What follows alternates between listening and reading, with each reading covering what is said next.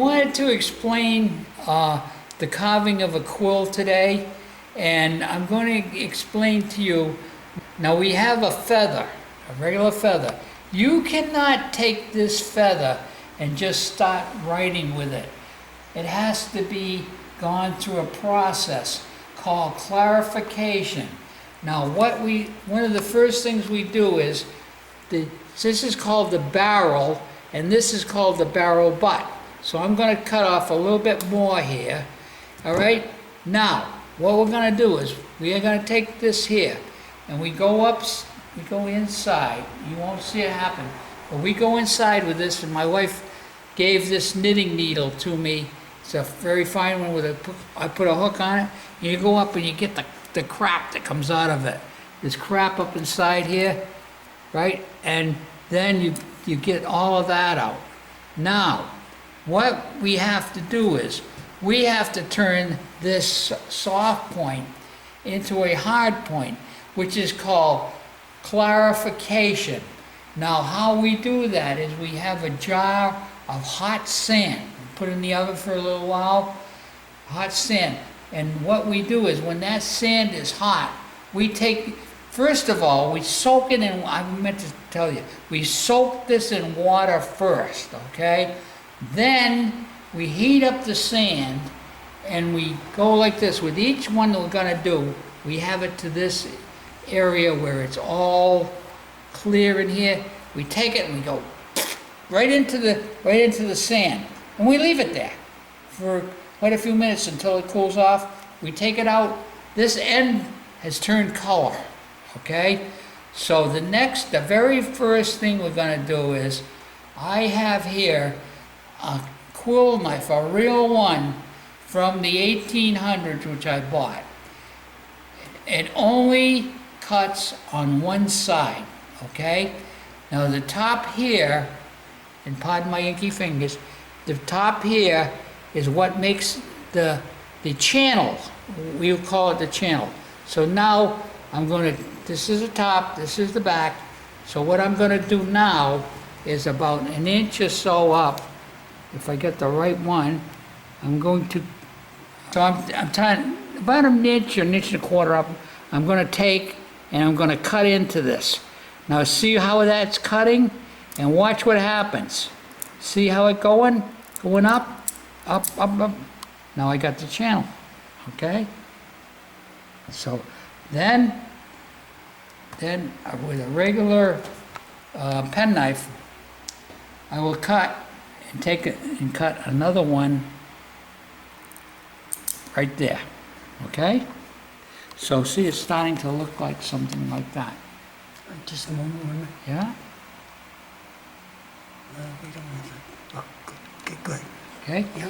Now, I'm going to start carving the quill.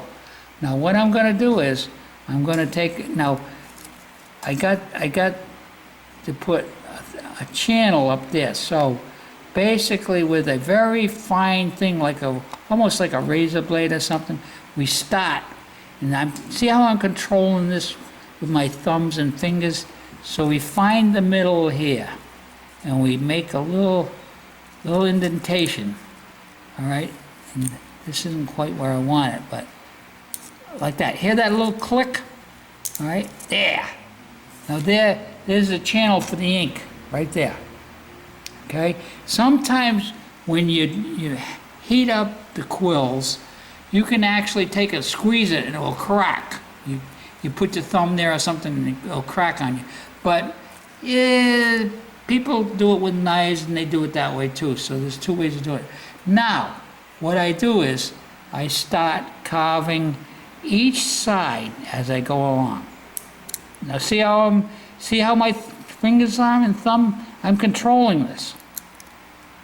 Then you flip it over, and again, I'm controlling it. Now you want to do this on either side, and very carefully. You don't want to go lickety-split with it. You want to take it off as you go along. Now see, you can see how the thing is starting to become a quill. And take a little bit more off. and a little bit more off until I get it to where I want it. And usually it's a little bit wider. Now you can see how it's getting narrower? Now what I will do is, after I shave this down a little bit, and you can do this with a knife too, just take it like that, or like this, all right? All right, now what I will do is, because this is a little bit flexible, I will take and just cut a little bit off of that. It's a good tool. Now if I want to take it down a little bit more, it depends on how much I want to narrow this down. Because you can start out really wide if you want.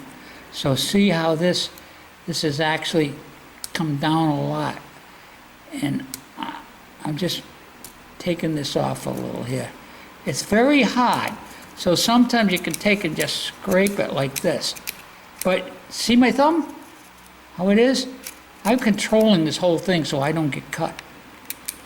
And that knife's are very sharp because this is really hard. You cannot pinch that. It's so hard now.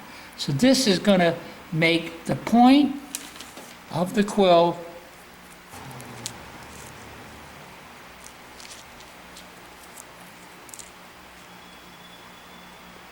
and so what we do is now we have the quill. We might want to take just a hair more off this side. You try to make it equal. In other words, on both sides. And don't, you know, I'm cutting it from way up here with my hands like this, all right? So I haven't steadied it on anything like that. But you can see the ink channel up here, right? Now actually you can take and you can make this a little bit thinner down here. Just a little bit and get all that. Now, up here, all right, what we want to do is we want to take, because if you want to hold it like this, right, when you're writing, you got to get this right in your eye. So what we want to do is we want to take, and we want to take some of this fledgling off, right? Right up here with the scissors or your knife, you can cut it off as much as you want. And we can use a, what do they call this? Quill knife or a pen knife. Just a white pen knife. That's what it's for. And that's where the term came from.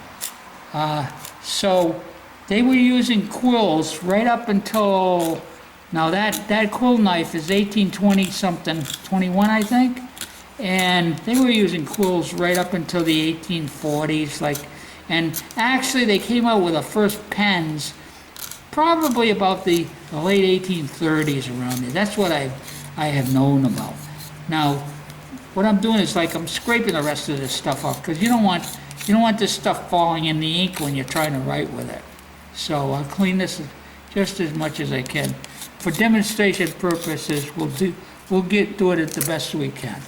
Okay, I won't be hours here working on it. Okay, so now I'm just going to cut these off, just for the heck of it. Probably what you would do is you want to, I would get it with a pen. I mean, excuse me, with a pen knife like this, and we'd scrape this off. So now we don't have any of that crap, because when you're starting to write, you don't want that stuff falling in the ink. You got to start all over, you know. So sometimes they actually would, if you want, I mean, because it's, you know, you only need this part here to write with. So if you wanted to, you could take all this whole feather off, or sometimes I cut it here and make a V in it just to be fancy, you know. But actually now, and sometimes I've been told, because I do calligraphy, you can take a little piece of sponge and you put it right there and shove it in the thing, right? That holds a little bit more ink for you. And also, there's one thing you can do with an X-Acto knife.